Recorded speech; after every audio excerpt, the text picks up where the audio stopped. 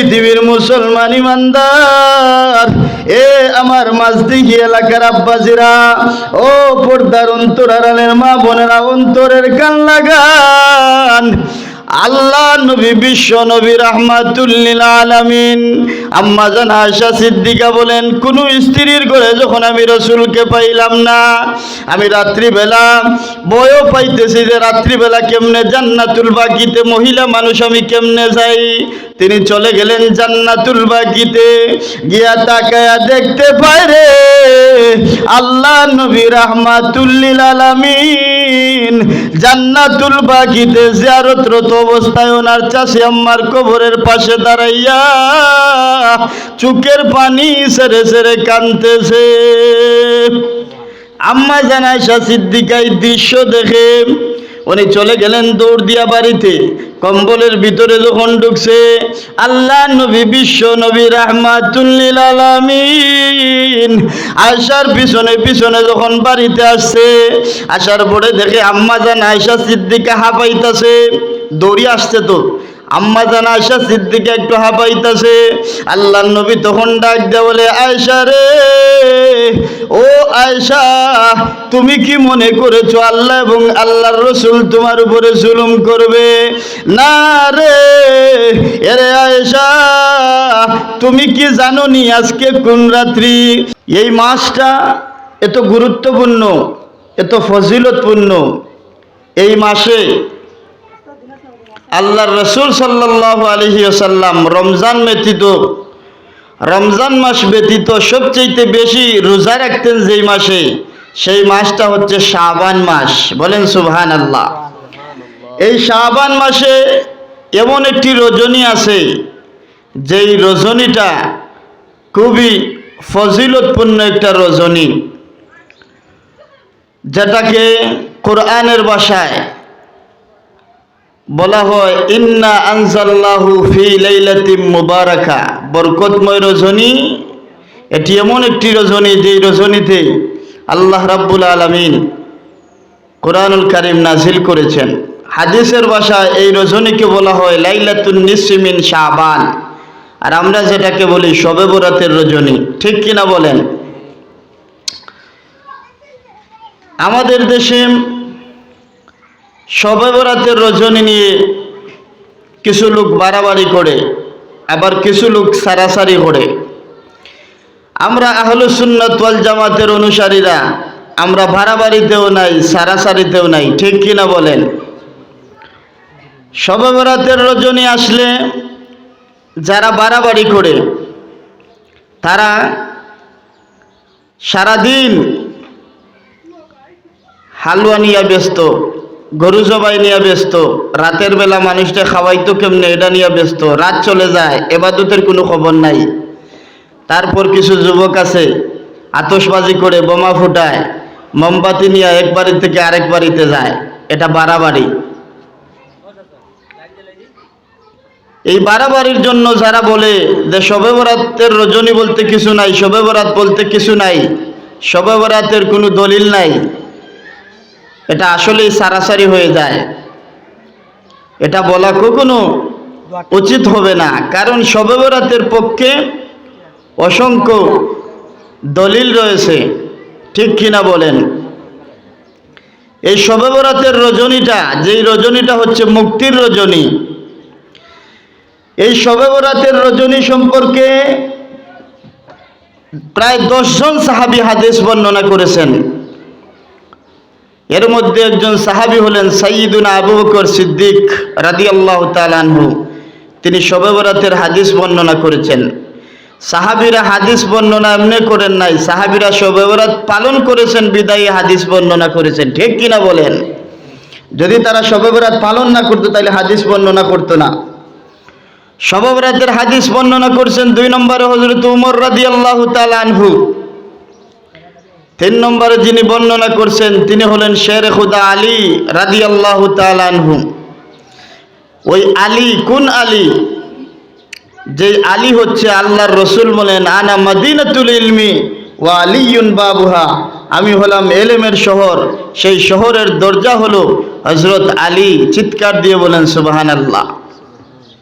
হযরতে উমর কেমন উমর, যেই উমর যেই রাস্তা দিয়ে হেঁটে গেছেন কিয়ামত পর্যন্ত ওই রাস্তা দিয়ে শয়তান হাঁটার কোনো সুযোগ নাই ভয়ে, ঠিক কিনা বলেন? শবে বরাতের হাদিস বর্ণনা করেছেন হযরতে ওমর ইবনে খাত্তাবের ছেলে আব্দুল্লাহ রাদিয়াল্লাহু তাআলা আনহু, যেনাকে বলা হতো সাইবুর রাসূল। রসুল যা করতেন আব্দুল্লাহ তা করতেন, বলেন সুবহানাল্লাহ। এ পৃথিবীর মুসলমান ইমানদার, এ আমার মাঝদি এলাকার আব্বাজিরা রে, অন্তরের কান লাগান, একটু মনোযোগী হয়ে যান। এ বাবারা, বন্ধুরা আমার, হযরতে আব্দুল্লাহ রাদিয়াল্লাহু তাআলা আনহু নবীজি যা করতেন তিনি তাই করতেন। একদিন হযরতে আব্দুল্লাহ রাদিয়াল্লাহু তাআলা আনহু একটা জায়গার মধ্যে তিনি কাঁদতেছেন। সাহাবীরা জিজ্ঞাসা করে, আব্দুল্লাহ রে, এই জায়গাতে তুমি কান্নার তো কোনো কারণ নাই, তুমি কেন কাঁদো? আব্দুল্লাহ রাদিয়াল্লাহু তাআলা আনহু বলেন, সাহাবীরা রে, এই জায়গার মধ্যে আল্লাহর রাসূল কেঁদেছিলেন তাই আমি কাঁদি। জুরে জুরে বলেন সুবহানাল্লাহ। এ বাবারা, বন্ধুরা, যা করতেন রাসূল তিনি তা করতেন। হঠাৎ এক জায়গার মধ্যে তিনি হাসতেছেন। সাহাবীরা জিজ্ঞাসা করে, আব্দুল্লাহ রে, এই জায়গার মধ্যে তো হাসার কোনো কথা না, তুমি কেন হাসতেছো? আব্দুল্লাহ বলে, এই জায়গার মধ্যে আমার রাসূল হেসেছিলেন তাই আমি হাসি। সুবহানাল্লাহ, জোরে কোন।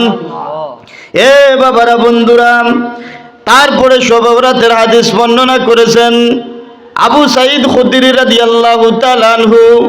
এ বাবারা, কে সেই আবু সাঈদ খুদরি? যার মাজার রয়েছে, যার মাজারটা বেষ্টন দিয়ে আছে প্রায় ৫-১০টা পুলিশ, জিয়ারত করতে দেয় না। আরে কি বলবো জিয়ারতের কথা, আজকে আমরা জিয়ারতকারীরা আমাদেরকে বলা হয় মাজার পূজারী, বলে বেদাতি। আচ্ছা, আমরা কি মাজার পূজা করি না জিয়ারত করি? মাজার জিয়ারত করি, আমাদেরকে বলা হয় মাজার পূজারী। আল্লাহ তাদেরকে হেদায়েত দান করুন।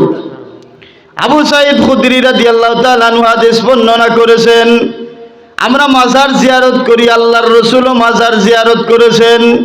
এ বাবারা, বন্ধুরা আমার, আম্মা জান আয়েশা সিদ্দিকা রাদিয়াল্লাহু তাআলা আনহা বলেন, আল্লাহ নবী, বিশ্ব নবী, রাহমাতুল লিল আলামিন, হঠাৎ করে একদিন দেখা যায় রাসূলকে খুঁজে পাওয়া যায় না। রাত্রিবেলা যখন রাসূলকে খুঁজে পাওয়া যায় না, রাসূল কোথায় গেলেন? আম্মা জান আয়েশা সিদ্দিকা পেরেশান, বাড়ির থেকে বের হয়ে গেছেন, কোথায় গেলেন রাসূল? ওনার মনে মনে মনে ভাবনা ছিল যে রাসূল মনে হয় অন্যান্য কোনো স্ত্রীর ঘরে গেছেন। পিছে পিছে রওনা হয়েছেন, অন্যান্য স্ত্রীর ঘরে গিয়ে দেখেন রাসূলকে দেখা যায় না। অন্যান্য স্ত্রীর ঘরে যেহেতু রাসূল নাই রে, তার মানে রাসূল আর একটা জায়গায় ওনাকে পাওয়া যাবে, যেই জায়গাটা হচ্ছে জান্নাতুল বাকি। কারণ রাসূলকে কোনো জায়গায় না পাওয়া গেলে জান্নাতুল বাকিতে পাওয়া যাইত। রাসূল সেখানে জিয়ারত করতেন। জান্নাতুল বাকিতে 10,000 সাহাবীর কবর রয়েছে, বলেন সুবহানাল্লাহ। আয়েশা বলে, ইয়া রাসূলুল্লাহ, ইয়া হাবিবাল্লাহ, আল্লাহ এবং আল্লাহর রাসূল ভালো জানেন। আল্লাহর নবী তখন ডাক দেয়া বলে, আয়েশা রে, আজকের রজনীটা হইল মুক্তির রজনী। জুরে জুরে বলেন সুবহানাল্লাহ। আজকের রজনীটা হলো মুক্তির রজনী। এ আয়েশা, আল্লাহ রাব্বুল আলামিন শবে বরাতের রাত্রিতে সন্ধ্যা থেকে ফজর পর্যন্ত আল্লাহ রাব্বুল আলামিন বান্দার জন্য মুক্তির ব্যবস্থা করে দিয়েছেন। আল্লাহ রাব্বুল আলামিন আজকে রাত্রিতে বান্দা বান্দির জন্য প্রথম আসমানে চলে আসবেন। শবে বরাতের রাত্রিতে, মনোযোগ দিয়ে শুনেন, শবে বরাতের রাত্রিতে আল্লাহ রাব্বুল আলামিন সন্ধ্যার পর প্রথম আসমানে এসে দুনিয়ার দিকে, মাখলুকের দিকে একটা নজর দে, দয়ার নজর দে, আর ডেকে ডেকে বলে, দুনিয়ার গুনাহগার বান্দারা রে, ও গুনাহগার বান্দারা, কে আসো রে মন? গুনাহ করে ফেলেছ, বাবা জানে না, ছেলে গুনাহ করে বাবা জানে না, ছেলে গুনাহ করে মা জানে না গুনাহ করেছ, এমন গুনাহগার আসনি, এমন কোন গুনাহগার বান্দা আসনি গুনাহ করে ফেলেছ, ও বান্দা তুমি আজকে আমার কাছে ক্ষমা চাও, আমি আল্লাহ তোমার জিন্দেগির সমস্ত গুনাহগুলা মাফ করে দিব। 2 নাম্বার হলো আল্লাহ ডাক দিয়া বলতে থাকে, অভাবীদেরকে ডাক দে। অভাবী যারা আছে আমাদের সমাজে, দেশে অভাবী আসেনি, ভাতের অভাব, টাকার অভাব, কত কিছুর অভাব, কত অভাবী আছে। এই অভাবগুলা বলবেন কার কাছে? আল্লাহর কাছে। যত সমস্যা আছে সব বলবেন আল্লাহর কাছে। সমাধান করতে পারে একজন, তিনি কে? এই আওয়াজে মানি না, বলেন জুড়ে, কে? আল্লাহ। আল্লাহর কাছে চাইবেন। এ আয়েশা, আজকে রাত্রিটা কি জানোনি?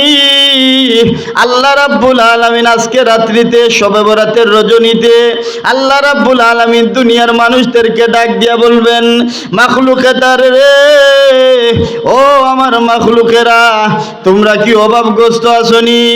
কেউ কি অভাবগ্রস্ত আছো কিনা আমি আল্লাহর কাছে বলো। রিজেক তালাশকারী কেউ আছোনি? আমি আল্লাহর কাছে বলো, আমি আল্লাহ তোমাদের রিজেকের ব্যবস্থা করে দিব।